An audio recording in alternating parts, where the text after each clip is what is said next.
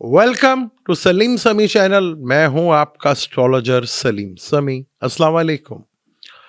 आपको भी बड़ा इंतजार था और क्योंकि ये टॉपिक ही बहुत बड़ा है राहु और केतु के ऊपर, क्योंकि इसका ट्रांजिट जो है मई के महीने में है और बड़ा ही इम्पोर्टेंट ये ट्रांजिट है। मैंने पहले पिछली वीडियो लगाई क्योंकि पीछे नेट का बहुत बड़ा मसला चल रहा था कि वीडियो तो बना लेते थे लेकिन उसको अपलोड करना जो है एक बहुत बड़ा मसला बन रहा था।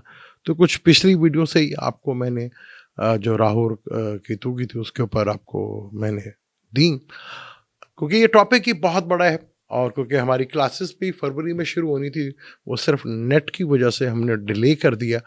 अब वही क्लासेस जो है हम अप्रैल में शुरू कर रहे हैं और मुझे उम्मीद है कि अप्रैल तक शायद नेट जो है ठीक हो जाए। तो अप्रैल में हम क्लासेस जो हैं वो शुरू कर रहे हैं 10 अप्रैल के बाद से इंशाल्लाह ताला। जो आप लोग इंटरेस्टेड हैं, काफ़ी लोग इंटरेस्टेड शो कर रहे थे, तो अप्रैल के बाद से हम शुरू करेंगे क्लासेस। आज हम बात करेंगे राहु और केतु के ऊपर, लेकिन इससे पहले आपको राहु और केतु को समझना बहुत ज़रूरी है कि ये दोनों जो प्लैनेट हैं ये शैडो प्लैनेट कहे जाते हैं, यानी कि साया।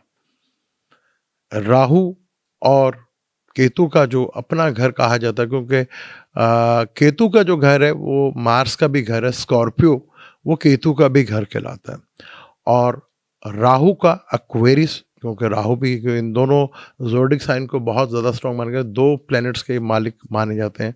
केतु जो है वो स्कॉर्पियो का, मार्स भी स्कॉर्पियो का, और एक्वेरियस में सैटर्न भी होता है और राहु भी इसका मालिक होता है। अभी सैटर्न वहाँ से निकल जाएगा तो राहु उधर आ जाएगा। तो ये दो बड़ी एनर्जीज हैं और ये दोनों एनर्जी बिल्कुल एक दूसरे के ऑपोजिट चलती हैं। जहाँ पर राहु होगा उसके बिल्कुल ऑपोजिट में केतु होगा। जैसे आजकल पाइसिस में है और राहु है और केतु जो है विर्गो में है। इस वक्त वेस्टर्न एस्ट्रोलॉजी से भी राहु केतु जो है वो पाइसिस और विर्गो में ही है।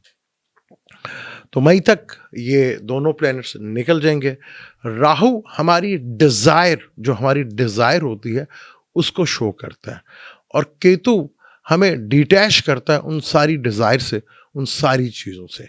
इन दोनों को प्लैनेट्स को समझना बहुत जरूरी है, क्योंकि दोनों प्लैनेट्स जो हैं डेस्टिनी के ब्रेकर माने जाते हैं, यानी कि डेस्टिनी को ब्रेक करते हैं ये। तो बड़ा इंपॉर्टेंट हो जाता है इन प्लैनेट को समझे बगैर हम आगे उसको बात कर सकें, क्योंकि हमारे तो ज़्यादातर मेजोरिटी में लोग ये समझते हैं कि 12 जोडिक पे किस घर पे आएगा तो उसको क्या साथ होगा। ये भी हमारे यहाँ ज़्यादा लोग इसको सुनना पसंद करते हैं, लेकिन मेरी कोशिश होती है कि एक्चुअल प्लैनेट क्या करेगा उसको पता है। लेकिन आज तो हम सिर्फ राहु और केतु के ऊपर बात करेंगे। राहु और केतु दोनों जो हैं इनका 1.5 साल का ये ट्रांजैक्शन होता है, यानी 1.5 साल तक ये एक घर में रहते हैं। राहु की दिशा 18 साल की होती है और केतु की दिशा 7 साल की दिशा होती है। और काल पुरुष कुंडली से जो सबसे पहली दिशा शुरू होती है वो केतु ही की दिशा शुरू होती है। तो राहु जो है वो चीजों को फैलाने का काम करता है, यानी बड़ा बड़ा चीजों को बड़ा कर देना, और राहु को सर्कल माना जाता है, गोल। और राहु चीजों में कॉन्फ्लिक्ट भी पैदा करता है, कंफ्यूजन भी पैदा करता है, चीटिंग का भी कारक है। अब राहु छल भी पैदा करता है, और केतु जो है डिटैच का कारक है, कट का कारक है। जितनी भी नुकीली चीजें होती हैं, छोटी चीजें होती हैं, माइक्रो लेवल पे जो चीजें होती हैं वो उसका कारक केतु माना जाता है। ऊंचाई का कारक भी केतु माना जाता है, तार का कारक भी केतु माना जाता है, झंडे का कारक भी केतु माना जाता है। केतु को लोग रूहानियत से जोड़ते हैं और राहु को मटेरियल जिंदगी में जोड़ा जाता है। तो राहु जब भी कोई चीजों को फैलाता है तो उसकी कोई लिमिट नहीं होती। जैसे एक इलास्टिक है, उसको जितना लंबा आप खींचे उतनी लंबी वो खींचती चली जाती है, एक टाइम पे वो फट भी जाती है। तो राहु इस तरह चीजों को एक्सपैंड करता है। ये दोनों प्लैनेट कैसे अच्छे होंगे ये बड़ा ही इंपॉर्टेंट होता है कि दोनों प्लैनेट्स कैसे अच्छे होंगे। जिस घर में ये बैठते हैं वहां का मालिक, जो उसका डिस्पोजिटर है, वो कैसी हालत के अंदर है। वरना अमूमन लोग 3, 6, 10, 11 में राहु केतु को अच्छा मानते हैं, लेकिन त्रिक स्थान में भी इनको अच्छा नहीं मानता। 3, 6, 6, 8, 12 में भी इनको अच्छा नहीं मानता, क्योंकि पहले ही बुरे घर हैं, और यहाँ पर बुरे घर में बुरा प्लेनेट आए तो और ज़्यादा प्रॉब्लम है। यहाँ पे सैटर्न अगर राहु जो है तीसरे घर में होगा तो आपकी स्ट्रगल बढ़ाएगा, आपकी मेहनत बढ़ाएगा, आपको चीज़ों को बढ़ाएगा वो। इसी तरह छठे घर में भी होगा तो दुश्मन में जीत तो दिलवाएगा, लेकिन दुश्मन से बेशुमार पैदा कर देगा। केतु चीजों को ब्रेक करता है, लेकिन जब केतु चीजों को ब्रेक करता है, किसी एक चीज का एंड करता है, किसी नई चीज की शुरुआत करता है। केतु की यह भी नेचर है। केतु बहुत हद तक चीजों को, दोनों ही राहु और केतु ये डेस्टिनी के ब्रेकर माने जाते हैं, यानी ब्रेक करते हैं चीजों को या टेंशंस लाते हैं। किस तरह ये चीजें करते हैं, बहुत इंपॉर्टेंट। और राहु जो है अब वो आएगा एक्वेरियस में, जो कि इसका अपना घर। केतु जो है वो बुर्ज असद में आएगा। अब केतु का बुर्ज असद में आना, क्योंकि रॉयल ज़ोडिक साइन है, फलक का 5वां घर है और एक 11वां घर है। एक इंटेलिजेंस का घर है, यानी कि जहानत का घर है, सॉल्यूशंस का घर है। जहां राहु कुछ छल करेगा तो केतु सॉल्यूशंस के घर में बैठा हुआ है। 5वां घर एजुकेशन का भी होता है, औलाद का भी होता है, इंटेलिजेंस का भी होता है, सॉल्यूशंस का भी होता है। और राहु बहुत ज्यादा, अभी आप देखेंगे कि ज्यादातर चीजें, बड़ी मार्केट जो है, बड़ी चीजें जो है वो ऑनलाइन ज्यादा होना शुरू हो जाएंगे। बहुत ज्यादा हर काम जो है ऑनलाइन से रिलेटेड होना शुरू हो जाएगा, क्योंकि बड़ा नेटवर्क है ना। यहाँ चीजें बहुत ज्यादा, ये जब ये कैप्रिकॉर्न में आएगा तो बहुत सी चीजें प्रैक्टिकल लाइफ में आ चुकी होंगी उस वक्त। हमारे पाकिस्तान में तो अभी भी खैर ऐसे ही है, क्योंकि राहु जैसे छल करता है, तो हमारे यहाँ अक्सर जो ऑनलाइन काम करते हैं वो अक्सर ही छल कर देते हैं। वो ऑर्डर में आप कुछ कहते हो उन्हें तो आता कुछ है उसके अंदर, तो ये छल तो होता ही हमारे अंदर। अब ये Rahu Ketu is a mystery planet, लेकिन ये अगर जुपिटर के घर में बैठे हो ना, या किसी 7 प्लैनेट के साथ बैठे हो, तो अपनी नहुसत को ये कम कर देते हैं। जुपिटर के दोनों घरों में बैठे हो, सैजिटेरियस में या पाइसेस में बैठे हो, तो काफी हद तक जो है इनकी नहुसत कम हो जाती है। फिर अगर इन्हें कोई पॉजिटिव जुपिटर देख ले तो काफी हद तक वो अपनी नेचर को छोड़ देते हैं। कम जरूर हो जाती है, लेकिन नेचर नहीं भूलते अपनी, वो करते हैं। जैसे ऐसे ही है कि राहु जुपिटर बैठ गया चंडाल योग।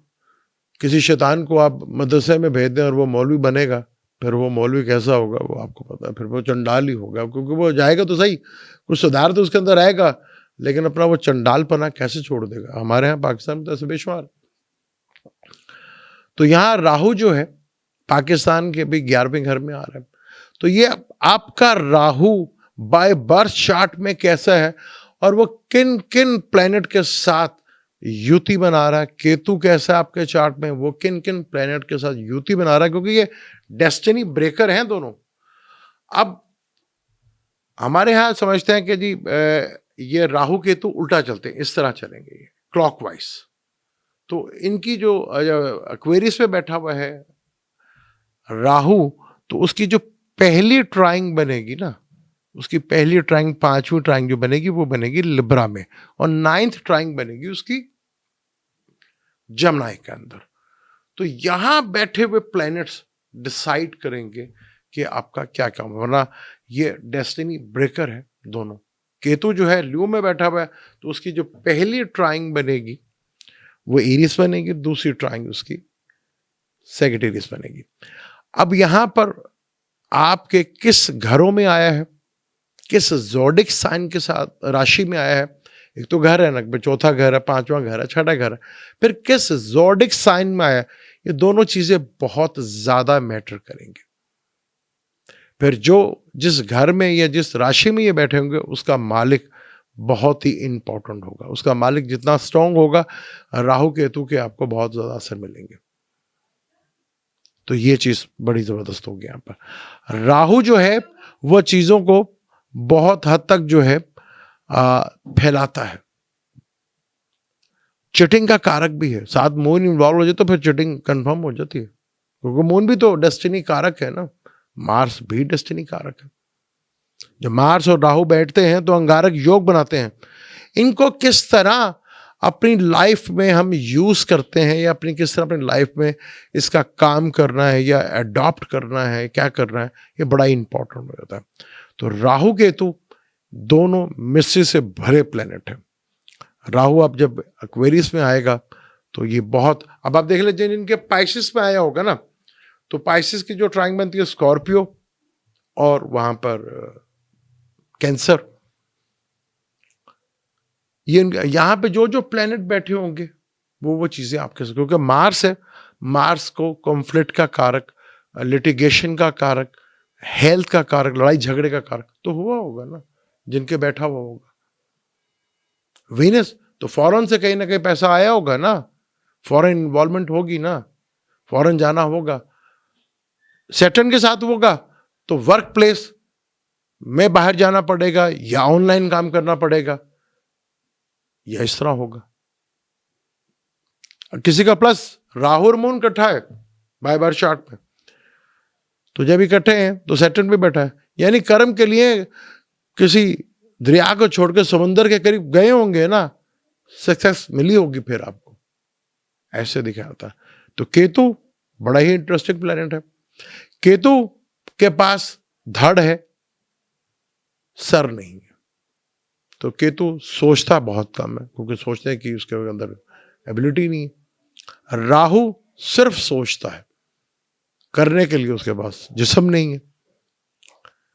तो यहां ये बड़ी, क्योंकि केतु जिनके ताले में बैठ जाए या ऐसे बैठे तो वो अपने आप को अकले कुल्ल भी समझते हैं, और राहु उनका माइंड एक जगह छोड़ के, यार अभी चाय पी के आया हूं, तो जैसे फर्ज करें मैंने भी चाय पी है, तो मेरा राहु है, तो कहीं और गए, चाय पियेंगे, हाँ जी पी लेंगे, अगर पी के आया हूं फिर चाय पी लेंगे, फिर तीसरी जगह गए, हाँ जी पी लेंगे चाय, वो फिर पी लेंगे चाय, वो चौथी गए, हाँ जी चख लेंगे, पी लेंगे। तो राहु इस तरह करता है। अब ये बड़े इंपॉर्टेंट प्लेनेट है, इस प्लेनेट के एक एक चीज के ऊपर मैं डिटेल के साथ गुफ्तगू करूंगा, फिर ये भी बताऊंगा आपके किस प्लेनेट के साथ है, क्या ये डेस्टिनी ब्रेकर तो नहीं बनेंगे, या सैटर्न के साथ, वीनस के साथ, या मरकरी के साथ, क्या आपको कोई नया बिजनेस करवा देंगे। केतु क्या चीज को आपकी खत्म करवा देगा और क्या चीज नई शुरू करवा देगा, इसके ऊपर भी डिटेल के साथ गुफ्तगू करेंगे। मुझे दें इजाजत, लेकिन जाने से पहले चैनल को सब्सक्राइब कर लीजिएगा, और वीडियो अच्छी लगती है तो उसको शेयर भी कीजिएगा, लाइक भी कीजिएगा। हम पहले यहाँ पे दोनों प्लेनेट की खूबियों को समझेंगे, करते क्या है ये, और ये एक्वेरियस में और ये ब्लू में आएंगे तो क्या क्या करेंगे, ये बड़ा इंपॉर्टेंट है। तो यहाँ बड़ा इंपॉर्टेंट हो जाएगा कि किस तरह काम ये करेंगे, और डिटेल के साथ इस पर हम गुफ्तगू रखेंगे। मुझे दें इजाजत, इंशाल्लाह मिलते हैं अगली वीडियो में। अल्लाह हाफिज।